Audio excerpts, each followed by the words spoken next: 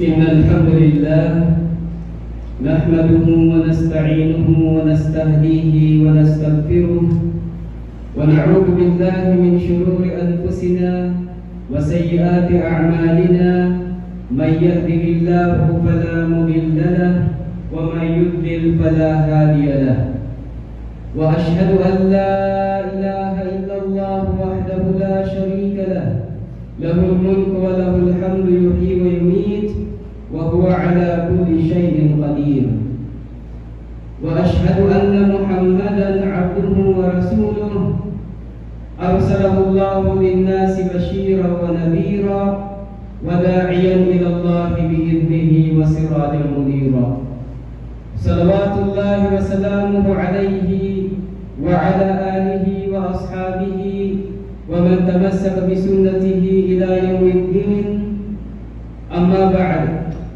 فيا عباد الله أوصيكم ونفسي بتقوى الله تبارك وتعالى فقد فاز المتقون. Ang lahat ng papuri ay para sa Allah. Siya ay ating pinupuri, hinihinga ng tulong at kapatawaran, at nagpapakupkop tayo sa Kanya laban sa kasamaan ng ating mga sarili at ng ating mga nagawa. Sino man ang patnubayan ng Allah ay walang makakapag-igaw sa Kanya, at sino man ang Kanyang iligaw ay hindi ito makakatagpo ng sino man na makakapagpatnubay sa Kanyang muli at makakatulong maliban lamang sa Allah subhanahu wa ta'ala. Ako ay sumasaksi na walang ibang Diyos na karapat-dapat sambahin maliban lamang sa Allah. Siya ay nag-iisa at walang katambal. Siya ang may hawak ng buhay at ng kamatayan, at siya ang pinakamakapangyarihan sa lahat. Ako rin ay sumasaksi na si Muhammad sallallahu alaihi wasallam ay kanyang alipin at sugo, na ipinadala ng Allah bilang habag sa sanlibutan. Nawa ang kapayapaan at ang pagpapala ng Allah ay maigawad sa Kanya at sa Kanyang pamilya, mga kasamahan, at sa lahat ng sumusunod sa kanila sa tuwid na landas hanggang sa huling araw. Mga minamahal kong mga magulang at mga kapatid sa pananampalatayang Islam, pinapayuhan ko kayo at ang aking sarili ng pagkatakot sa Allah subhanahu wa ta'ala, dahil katotohanan nagtagumpay ang mga may pagkatakot sa Allah subhanahu wa ta'ala. Mga minamahal kong mga magulang at mga kapatid sa pananampalatayang Islam, insyaallah ta'ala sa pinagpalang araw na ito ng Jumu'ah ay tatalakayin natin ang tungkol sa Suratul Ikhlas. Mga minamahal kong mga magulang at mga kapatid sa pananampalatayang Islam, ang Suratul Ikhlas, ito ay mayroong sababun nuzul. Pag sinabing sababun nuzul, mayroong pangyayari na naganap sa panahon ng Rasul sallallahu alaihi wasallam na siyang naging dahilan kung bakit ito ay ibinaba ng Allah subhanahu wa ta'ala. Pag sinabing sababun nuzul, dahilan ng pagkakababa ng sura o ng ayat. Mga minamahal kong mga magulang at mga kapatid sa pananampalatayang Islam, ang mga Arabo sa panahon ng Jahiliya o sa panahon ng kamangmangan ay isa sa mga itinuturing nilang bagay na pwede nilang ipagmalaki sa iba ay ang kanilang lahi na pinagmulan, ang kanilang angkan, ang kanilang tribu. Yan ay ginagamit nila sa kanilang pagmamataas, at ginagamit din nila yan sa kanilang paghamak sa iba. Yan ay ugali ng mga tao sa panahon ng kamangmangan, at maaring hanggang sa panahon na ito ay nananatili yan, dahil yan ang sinabi ni Propeta Muhammad sallallahu alaihi alaihi wasallam bilang babala sa atin na ang ganyang gawain ay gawain ng mga taong mangmang sa panahon ng Jahiliya, kaya hindi dapat yan mapunta sa ating mga sarili bilang mga Muslim. Mayroong hadith na itinulad si Abu Malik al-Ash'ari radiyallahu anhu na ang Rasulullah sallallahu alaihi wasallam ay nagsabi, arba'un fi ummati min amril jahiliya la yatrukunahunna.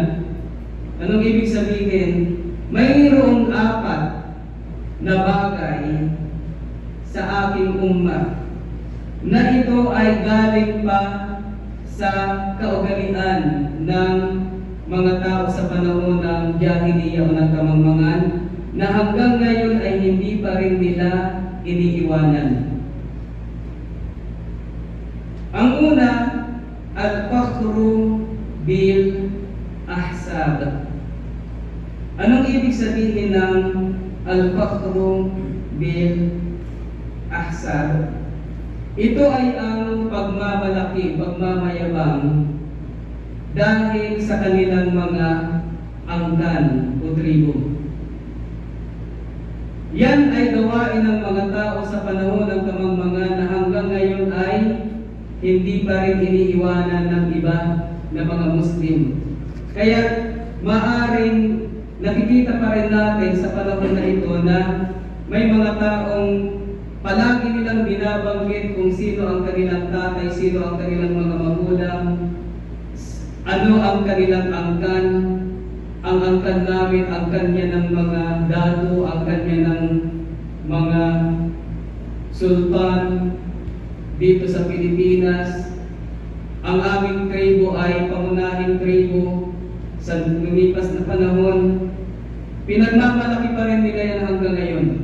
Subalit, yan ay gawain ng mga tao sa panahon ng Jahiliya. Kaya pag meron kang nakitang Muslim na ipinagmamalaki niya yung kanyang lahi at dahil dito ay minamaliit niya ang ibang lahi o kaya pinagmamalaki niya ang kanyang tribo at dahil dito ay ibinababa niya ang ibang tribo, ang gawain ng Muslim na yan ay walang pinag-iba sa gawain ng mga mangmang sa panahon ng Jahiliya na siyang kinumbina o kinontra ni Propeta Muhammad sallallahu alaihi wasallam.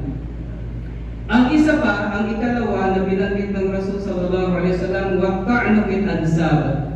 Ang paghamak o pagsira sa ansab, sa ibang lahi.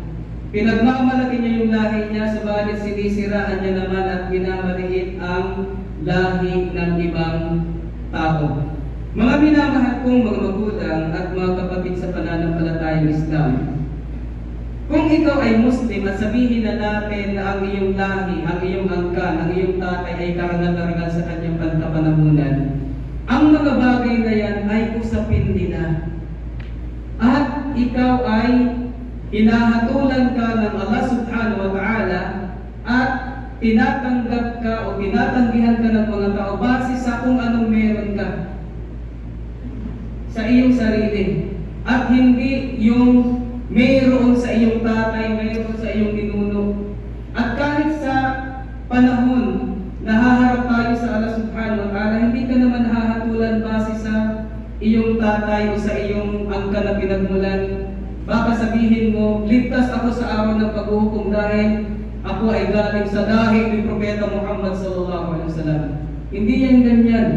Hahatulan tayo base sa individual na kung anong meron sa atin. Kaya bakit mo itataas at ipagmamalaki ang sarili mo base sa kung anong meron ang tatay mo? Ang meron sa tatay mo yun. Ang meron sa iyo ay kung anong meron ka. At yan ang basihan ng pagtanggap sa iyo ng Allah subhanahu wa ta'ala at ng mga tao sa iyong paligid. At kapag ginagamit mo yan para laitin ang ibang lahi at ang ibang tao, ay mas lalo mo lang binababa ang iyong sarili. Dahil ang gawain mo ay gawain ng mga tao sa panahon ng kamangmangan. Ang ikatlo ay walistisqa o bin nujum, ang paghingi ng ulan sa pamamagitan ng mga bituin. Ginagawa yan ng mga Arabo sa panahon ng Jahiliya. Maaring hinihintay nilang lumitaw ang isang particular na bituin. At sasabihin nila, ang araw na ito o ang panahon na ito, dahil lumitaw ang buwan na yan, ay maswerteng panahon. Masagana ang ulan. O kaya, maaaring ang ginagawa nila pag lumitaw ang isang bituin, ay nagduduak sila sa bituin na yun at humihingi sila ng ulan. Yan ay gawain ng mga tao sa panahon ng Jahiliya. At maaaring meron pang mga tao na kabilang sa ummah ng Rasul sallallahu alaihi wasallam na gumagawa pa rin unang kapareho ng ganyang gawain. Naniniwala sa mga pamahiin. Kahit hindi na ito, hindi na ang tungkol sa bituin, pero sa iba't ibang mga usapin, naniniwala sila sa mga pamahiin. At ang ikaapat, wan niyaha. Ang ibig sabihin ng niyaha ay yung labis-labis na pagdadalamhati kapag namatayan. May mga Muslim pa rin sa panahon ngayon na hindi makontrol ang bibig, hindi makontrol ang mga sinasabi kapag namatayan. Bagamat ang inalaw lang sa atin o pinayagan lang sa atin sa Islam ay ang umiyak ang iyong mga mata. At ang magsabi ka ng mga pinahintulot sa atin na sabihin tulad ng inna lillahi wa inna ilaihi raji'un at wala kang ibang sasabihin kundi mabuti. Subalit, mayroon pa rin sa ummah ng Rasul sallallahu alaihi wasallam na lumalabag sa ganitong usapin. Mga minamahal kong mga magulang at mga kapatid sa pananampalatayang Islam, ang kaugnayan ng hadith na ito sa ating pagtalakay sa Suratul Ikhlas ay yung nabanggit sa unahan ng hadith na al-fakhr bil ansab at yung wata'nu bil ansab, pagmamalaki sa lahi o tribo o angkan at pagmamaliit sa iba dahil sa mga ito. Mga minamahal kong mga magulang at mga kapatid sa pananampalatayang Islam,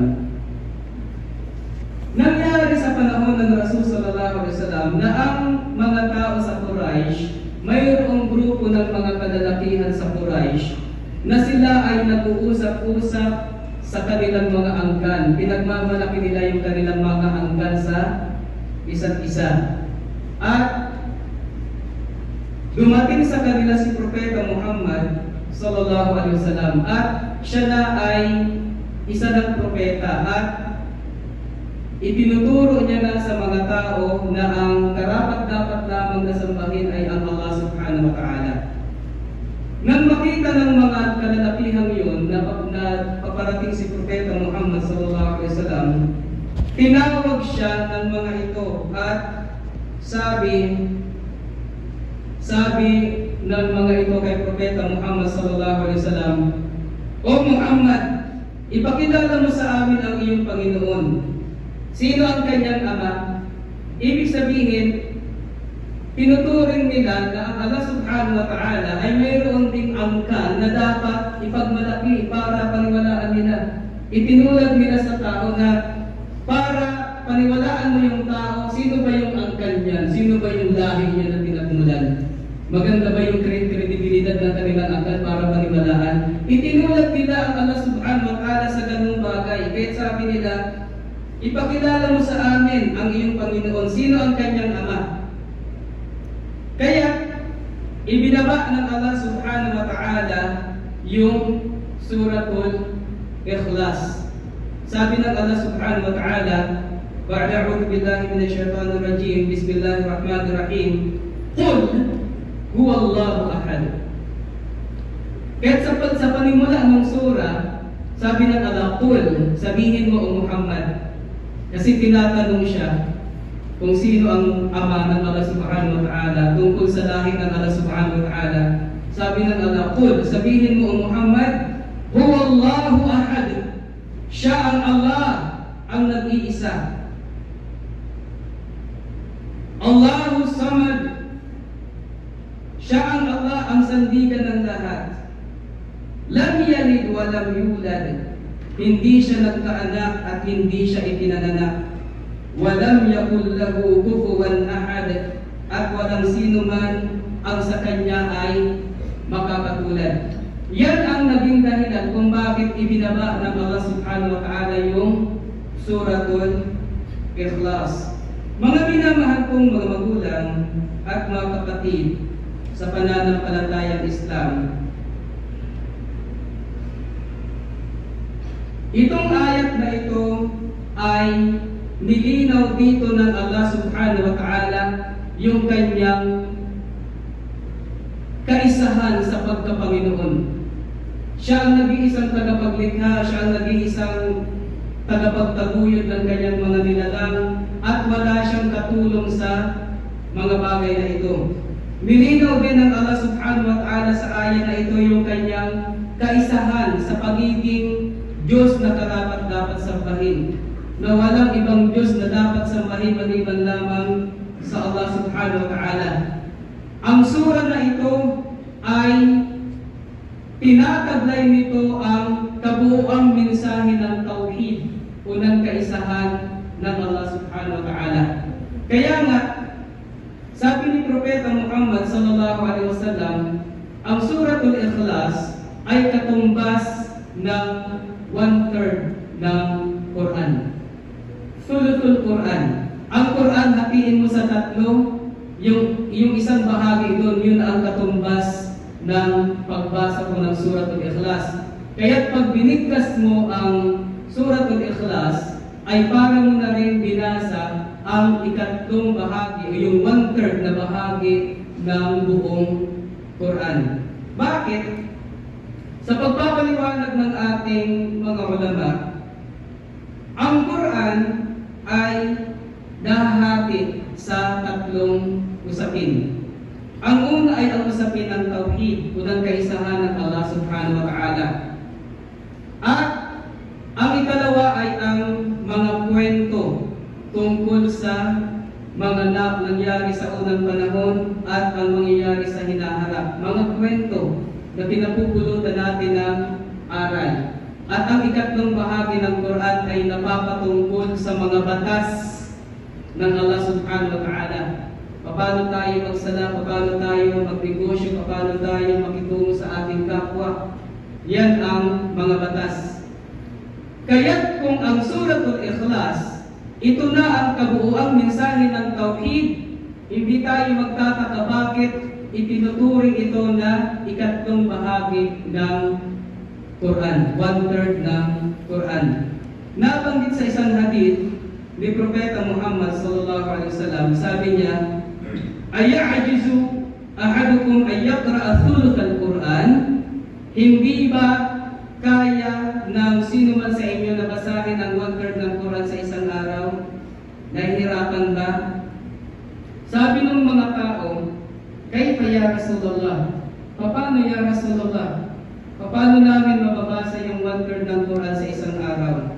Kala, sabi ng Rasul sallallahu alaihi wasallam, Suratu Qul Huwallahu Ahad ta'dilu thuluthal Quran. Ito yung sinabi ng Rasul sallallahu alaihi wasallam. Ang surah na Qul Huwallahu Ahad, ibig sabihin yung Suratul Ikhlas, ta'dilu ay katumbas ng thuluthal Quran, ng 1/3 ng Quran.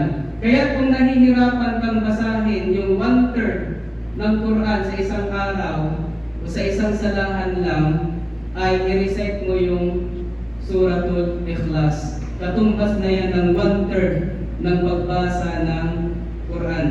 Mga minamahal kong mga magulang at mga kapatid sa pananampalatayang Islam, ang Suratul Ikhlas, memorize yan ng mga matatanda at kahit ng mga bata. Maaring ito nga ang unang sura na na-memorize natin simula ng pagkabata o simula ng pumasok sa Islam. Subalit, napag-isipan na ba natin mabuti ang kahulugan ng Suratul Ikhlas? Nararamdaman na ba natin ang kahulugan ng Suratul Ikhlas sa ating pang-araw-araw na pamumuhay? Mga minamahal kong mga magulang at mga kapatid sa pananampalatayang Islam, pag sinabi ng Allah na Huwallahu ahad. Siya ang Allah ang nag-iisa. Ibig sabihin, siya ay nag-iisa sa kanyang sarili. Siya ay isa lang. Hindi tulad ng sinasabi ng ibang mga tao na ang Allah ay tatlo. Merong tatlong persona. Hindi sa atin sa Islam, pag sinabing ang Allah subhanahu wa ta'ala, mag-isa lang ang Allah subhanahu wa ta'ala. Siya ay iisa lang at wala siyang katambal. Wala siyang katulong sa paglikha ng lahat ng bagay. Wala siyang kasama sa pagsamba sa Kanya. Ibig sabihin, walang dapat sambahin maliban lamang sa Allah subhanahu wa ta'ala.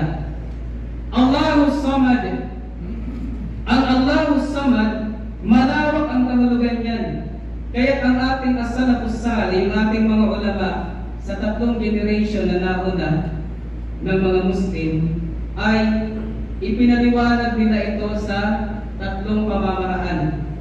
Ang unang pamamaraan ng pagpapaliwanag ng Allahus Samad, ang Allah ay As-Samad. Ang As-Samad ay kabilang yan sa mga pangalan at katangian ng Allah subhanahu wa ta'ala. Kaya pwede mong pangalanan ang iyong sarili ng Abdus Samad, alipin ng As-Samad. Ang unang kahulugan nito ay siya ang pinupuntahan ng lahat ng nilikha sa kanilang mga pangangailangan. Yan ang ibig sabihin ng As-Samad. Ibig sabihin, siya ang nilalapitan, hinihingian, tinatawag ng kanyang mga alipin. Sa panahon man na sila ay masaya o sa panahon man na sila ay nahihirapan o may pagsubok na nararanasan. Siya ang tinatawag ng kanyang mga alipin at hindi ang mga anghel, hindi ang mga propeta, hindi ang alinman sa mga nilalang ng Allah subhanahu wa ta'ala. Yan ang ibig sabihin ng As-Samad. Ang ikalawang pakahulugan nito ng ating mga ulama ng as-salafus salih ay ang as-samad ay walang loob. Pag sinabing walang loob, hindi katulad ng mga tao na meron tayong space sa loob ng ating katawan na kailangan yun para mapasok yung ating kinakain. Ang Allah subhanahu wa ta'ala ay hindi ganyan. Bakit? Dahil ang Allah subhanahu wa ta'ala hindi siya nangangailangan ng pagkain at inumin. Dahil siya ang nagbibigay ng pagkain at inumin, subalit hindi niya kailangan ang mga ito, bagkus ay kailangan ito ng kanyang mga nilalang. Kaya ang Allah subhanahu wa ta'ala, kailangan siya ng kanyang mga nilikha, subalit hindi niya kailangan ang kanyang mga nilikha para siya ay manatili at manatili ang kanyang kapangyarihan at kaluwalhatian.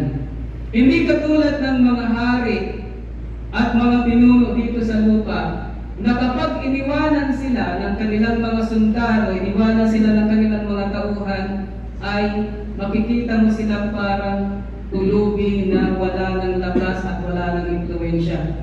Hindi ganun ang Allah subhanahu wa ta'ala. Hindi man siya sambahin ng lahat ng kanyang nilalang. Sa langit man o sa lupa, hindi na sumamba sa Allah subhanahu wa ta'ala, wala yung epekto sa Allah. Mananatili siya sa kanyang kadakilaan at karangalan at kapangyarihan. Walang kapiting na epekto sa kanya. Subalit ang mapapahamak ay yung umiwan, lumayo sa Allah subhanahu wa ta'ala. Ganyan ang As-Samad.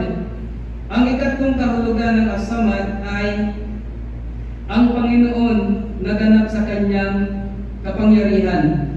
Ang kanyang pagkapanginoon ay hindi kumukupas sa kanyang kaharian at hindi rin naapektuhan ang kanyang pagkapanginoon sa mga nilalang. Yun na yung sinabi natin kanina. Mga minamahal kong mga magulang at mga kapatid sa pananampalatayang Islam, ganyan ang kahulugan ng As-Samad. Sa sinabi naman ng Allah subhanahu wa ta'ala, lam yalid wa lam yulad, tinanggihan niya ang usapin na siya ay mayroong angkan, na siya ay mayroong tatay, mayroong ninuno. Hindi.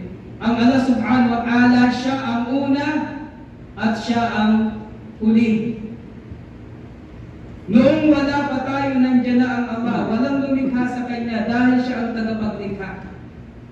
At kung kung mawala man tayo, ang Allah ang mananatili at mananatili siya magpakailanman.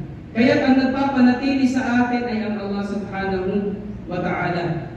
Mga minamahal kong mga magulang at mga kapatid sa pananampalatayang Islam, kaya kung titira tayo sa paraiso, hindi tayo matatakot o mangangamba na baka mawala ang Allah, mawawala rin tayo. Hindi yung ganun. Ang Allah ay mananatili at pananatilihin niya ang sino mang kanyang nais. Kaya kung deklarado na mananatili ka sa paraiso at hindi ka na mamamatay, ganun talaga ang mangyayari sa iyo. Hindi tulad sa atin dito sa lupa, na kapag mayroong sumusuporta sa iyo na ma-influensyang tao, maaaring matakot ka. Paano kung mawalan na yan ng posisyon? Paano kung mawalan na yan ng lakas? Pati ako damay. Hindi ganun. Mga minamahal kong mga magulang at mga kapatid sa pananampalatayang Islam, ang Allah subhanahu wa ta'ala hindi siya nanganak at hindi siya ipinanganak katulad ng kasinungalingang sinasabi ng ibang mga tao na anak niya raw ang mga anghel, anak daw ng Allah si Uzair, anak daw ng Allah si Propeta Isa alayhi salam. Yan ay puro kasinungalingan na tinanggihan ng Allah subhanahu wa ta'ala sa kanyang banal na Quran. Wa aqulu qawli hadha wa astaghfirullah li wa lakum wa li sa'iril muslimina wal muslimati min kulli dhanb fastaghfiruhu innahu huwal ghafurur rahim.